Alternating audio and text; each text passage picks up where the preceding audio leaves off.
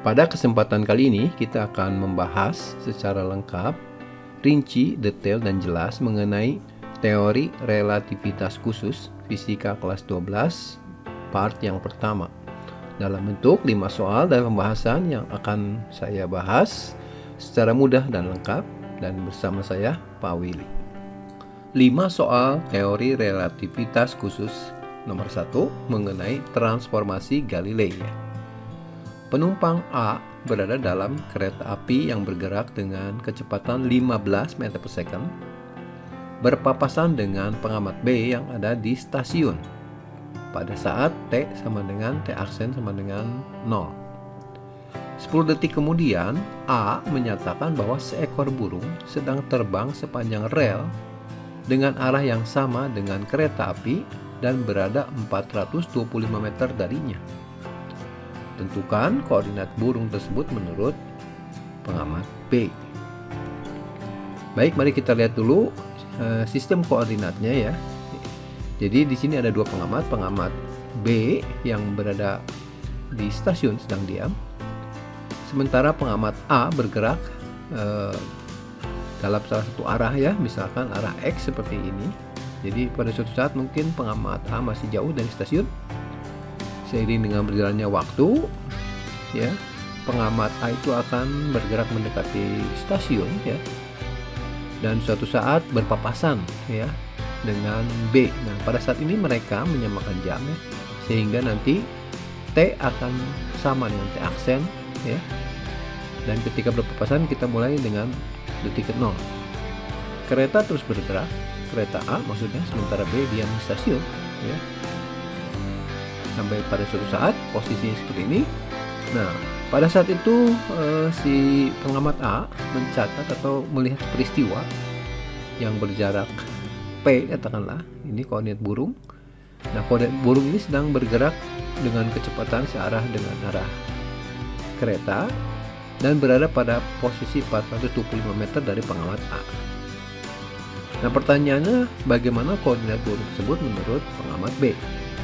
Kalau kita perhatikan di sini, nilai Y aksen untuk P ini 0. Begitu juga dengan Z aksennya ya. Sehingga kalau kita tuliskan koordinat dari P ini adalah 425 itu nilai X-nya, 0 meter Y aksen, Z aksennya 0, dan ini terjadi pada peristiwa ini diamati pada saat detik ke-10 ya.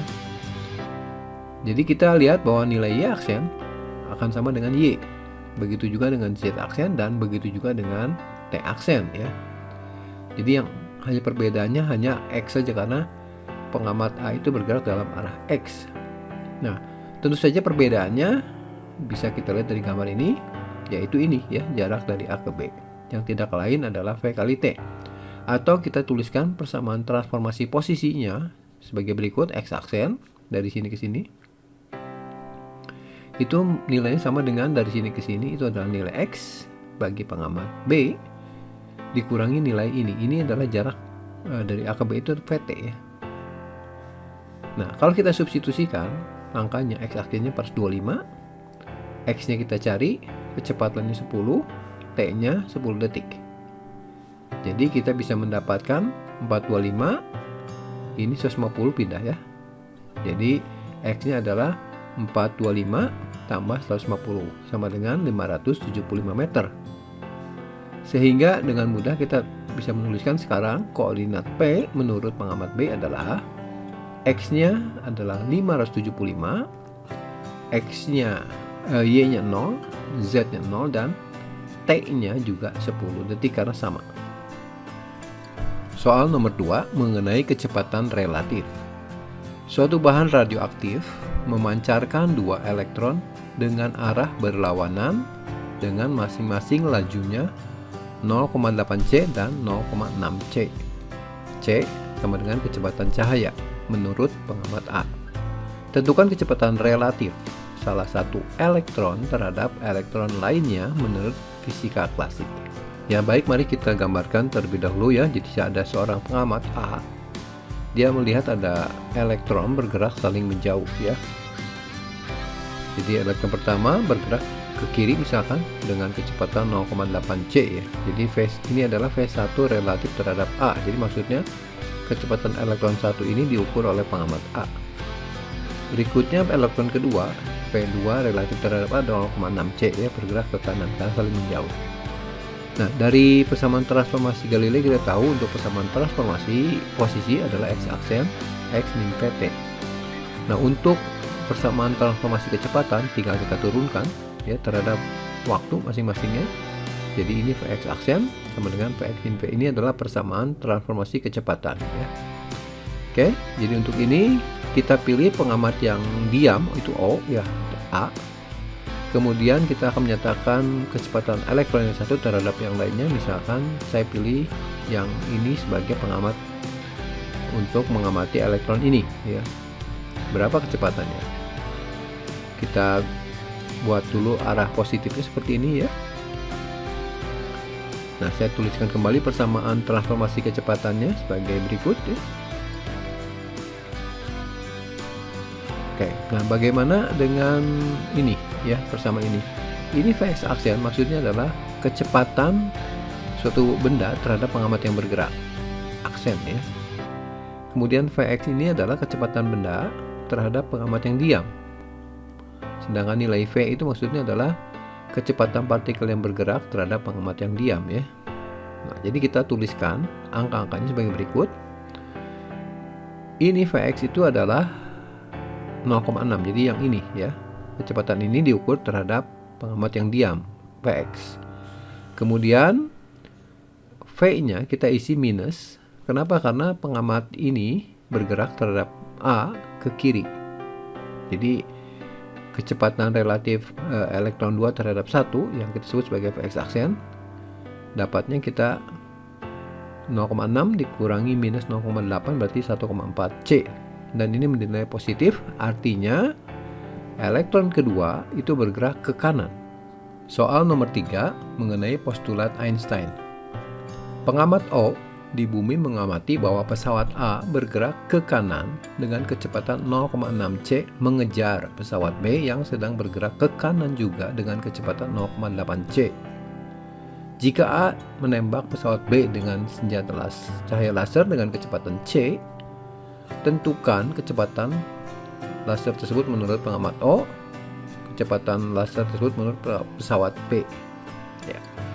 Ini kita gambarkan terlebih dahulu ya, mulai dari bumi ya. Pengamat di bumi itu mengamati ada dua pesawat ya, sedang bergerak dalam satu arah. Jadi pesawat B dikejar oleh pesawat A ya. Ini lebih pelan sehingga kayaknya tidak akan bisa mengejar. Maka dari itu dia menembakkan senjata laser ya, seperti ini, yang menurut pilot di pesawat A itu kecepatan lasernya adalah kecepatan cahaya. Nah, bagaimana kecepatan senjata laser ini menurut pengamat O dan juga menurut pengamat B? Nah, dari sini kita bisa melihat bahwa kalau kita gunakan postulat Einstein yang mengatakan bahwa ada dua ya, yaitu yang pertamanya adalah kecepatan cahaya dalam ruang hampa sama untuk semua pengamat inersial. Artinya bumi, pengamat di bumi maksudnya, dengan pengamat di pesawat B akan mengamati bahwa senjata laser ini ditembakkan dari A ya, sama kecepatannya itu sebesar C ya. Jadi kecepatan relatif senjata laser terhadap pengamat A itu C, ini Vx aksen ya. Maka menurut pengamat di bumi juga sama dengan C, dan menurut pesawat B juga sama dengan C. Itu digunakan prinsip postulat Einstein. Nah, bagaimana perhitungannya kalau kita mau cari ya? Mari kita cari untuk poin A saja ya. Jadi kecepatan relatif untuk benda yang bergerak dengan kecepatan relativistik itu adalah ini. Jadi Vx aksen itu adalah kecepatan benda menurut pengamat yang bergerak ya. Ingat aksen itu merujuk kepada pengamat yang bergerak. Sementara Vx ini kecepatan benda menurut pengamat yang diam. Sedangkan V ini adalah kecepatan pengamat yang bergerak terhadap pengamat yang diam. Kita juga bisa mempunyai persamaan balikannya, yaitu Vx-nya ya. Kalau kita mau butuh, maka persamaannya bedanya di sini plus ya. Vx aksen tambah V per 1 tambah Vx aksen kali V per C kuadrat, di sini minus. Nah, untuk kasus ini karena kita akan bahas yang A, jadi kecepatan laser tersebut menurut pengamat O, berarti kita akan mencari nilai Vx.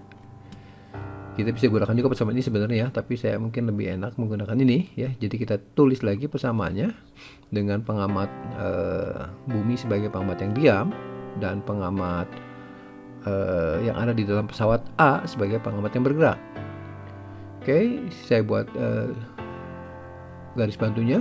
Kemudian juga saya sertakan arah positifnya ya. Nah, jadi kalau kita menggunakan persamaan ini ya, maka Vx sama dengan Vx aksen itu adalah kecepatan sinar lasernya menurut pengamat yang bergerak, dalam hal ini ke kanan dan besarnya positif C ya. Kemudian V di sini ya, atau yang di sini maksudnya, V di sini adalah kecepatan pengamat yang bergerak ini terhadap pengamat bumi. Ya, jadi ini diisi 0,6 C ya, positif ya. Kemudian dibagi dengan 1 tambah C kali 0,6 C per C kuadrat. Kalau kita sudah mendapatkan bagian pembilangnya, sebenarnya tinggal kita salin di sini angkanya ya. Tinggal seterusnya baru kita hitung. Jadi bagian pembilang ini C tambah 0,6 C sama dengan 1,6 C, yang bagian bawah juga ini C dengan C dibagi dengan C kuadrat kan habis, tinggal 0,6 bagian sini ditambah 1 jadi 1,6, sehingga kita mendapatkan nilai Vx nya itu adalah C juga ya, sesuai dengan postulat Einstein.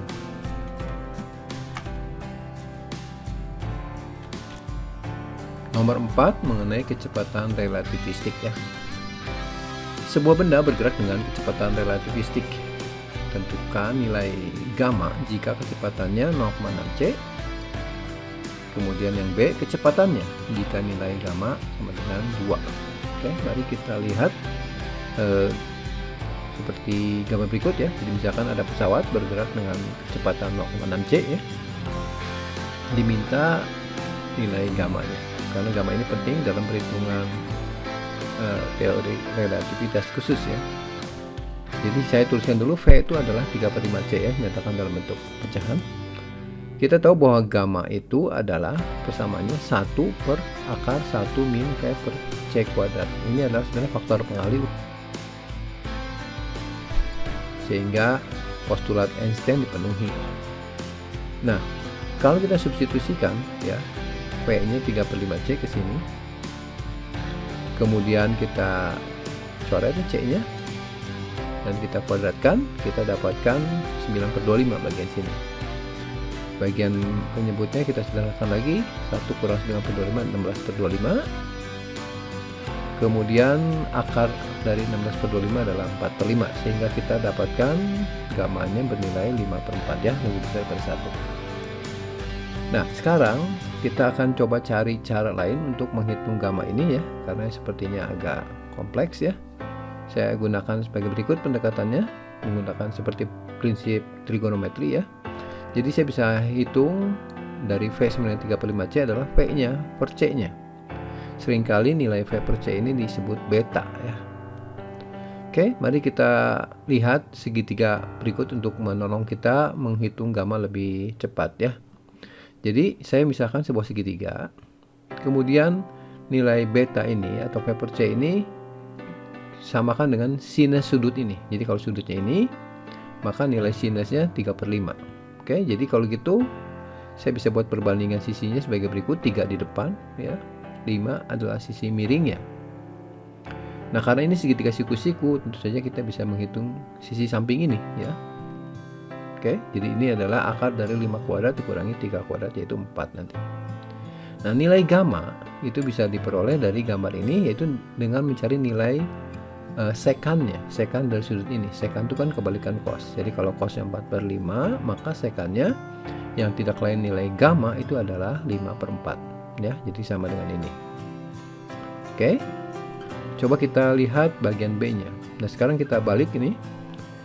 Kita tahu nilai gammanya, diminta nilai V nya.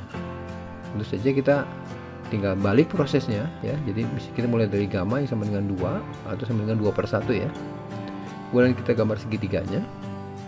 Ingat kalau gambar itu berarti nilai sekan, sehingga perbandingan 2/1-nya seperti ini. 1 di sini, 2-nya sisi miring ya. Jadi sekan sudut ini sama dengan 2/1. Itu nilai gamma. Dan kita cari sisi yang di depan ini. Tinggal gunakan Pythagoras, akar dari 2 kuadrat dikurangi 1 kuadrat, yaitu akar 3 berarti ya. Nah, berarti nilai V per C-nya atau beta itu tinggal sinusnya. Jadi V per C itu sama dengan sinusnya, yaitu akar 3 dibagi 2 ya.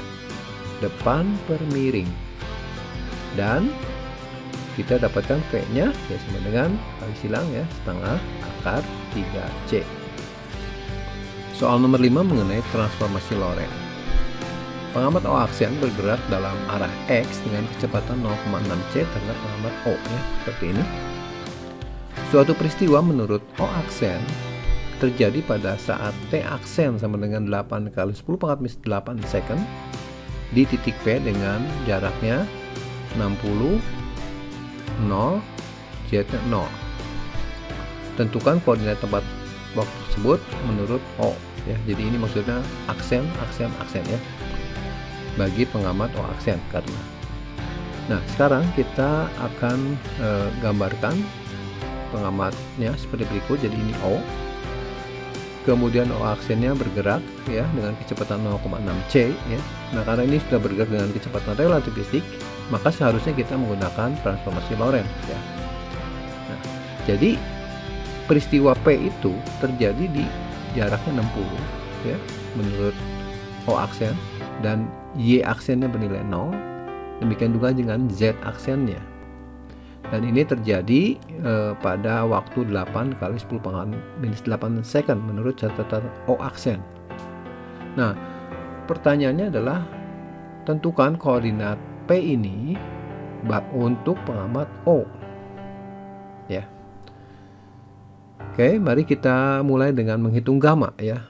Karena faktor pengali dari transformasi ini adalah gamma. Kita mulai dari V sama dengan 3/5C ya. Saya akan menghitung gamma dengan cara yang lebih cepat ya, yaitu menggunakan segitiga seperti ini. Jadi anggap sudutnya tertentu. V itu adalah 3/5 ya. Ini sinus ya, 3, ini 5. Kemudian kita hitung sisi sebelahnya ini ya tentu saja 4 ya, 3, 4, 5. Maka gammanya itu adalah nilai sekannya atau 5/4. Ya, ini adalah faktor gammanya. Nah, setelah itu baru kita tuliskan persamaan transformasi untuk posisi ya, X. X sama dengan X aksen plus VT aksen dikali dengan gamma. Ini adalah persamaan transformasi posisi untuk transformasi Lorentz yang sudah menyertakan postulat Einstein. Nah, kalau kita substitusi X aksennya 60 ya sesuai ini. Kemudian V-nya adalah kecepatan pengamatnya 0,6 3/5 kali 3 kali 10 pangkat 8. Ini adalah kecepatan cahayanya. Kemudian kita kalikan dengan T aksen. T aksen itu adalah catatan waktu yang menurut pengamat O aksen, yaitu 8 kali 10 pangkat minus 8. Kemudian kita kalikan dengan gamma yang kita dapat dari sini ya, 5/4. Kemudian kita hitung biasa ya, ini 3 kali 3 kali 8 72/5 kali 3 ya, 10 pangkat minus 8 nya habis ya, sehingga kita dapatkan X nya adalah 93 meter. Jadi ini adalah jarak titik P ini menurut pengamat O. Bagaimana dengan waktu? Karena waktu di dalam transformasi Lorentz itu berbeda ya antara T dengan T aksen. Persamaan transformasinya sebagai berikut ya. T aksen plus Vx aksen per C kuadrat dikali dengan gamma. Ini adalah persamaan transformasi waktu untuk transformasi Lorentz. Kita substitusikan angkanya, T aksennya dari sini. V-nya 3/5 kali tadi ya, 3 kali 10⁸. Kemudian X aksennya jaraknya ini 60 dibagi dengan C-nya 3 kali 10⁸ kuadrat dikali dengan gamma. Gammanya dari sini ya. Kita sederhanakan yang ini jadi 12 kali 10⁸ ya. Kemudian ditambah dengan 8 kali 10⁸ baru kita kalikan dengan 5/4. Ini 20 kali 10⁸ dikali 5/4, maka kita dapatkan 25 kali 10⁸ second Jadi ini adalah X-nya, ini adalah T-nya menurut pengamat O untuk peristiwa P ini. Kita tuliskan secara lengkap koordinatnya. Jadi X-nya 93 meter, Y aksennya 0, Y-nya 0, Z-nya 0, dan T-nya adalah 25 kali 10 pangkat minus 8 dari sini ya. Ini adalah bagian akhir dari video teori relativitas khusus fisika kelas 12. Part yang pertama dalam bentuk 5 soal dan pembahasan yang saya bahas secara mudah dan lengkap. Saya sertakan soal bagi teman-teman untuk latihan dan silakan dikerjakan sendiri. Dan bagi teman-teman yang memerlukan jawaban dari soal latihan ini, saya menyertakan linknya pada bagian deskripsi. Silahkan subscribe bagi teman-teman yang mendapatkan manfaat dari channel ini. Jangan lupa juga untuk mengaktifkan lonceng notifikasi bila ingin mendapatkan informasi mengenai video terbaru lainnya. Silahkan tinggalkan komen yang positif supaya channel ini bisa semakin berkembang dan bermanfaat bagi teman-teman. Baik, terus semangat belajar dan terima kasih ya.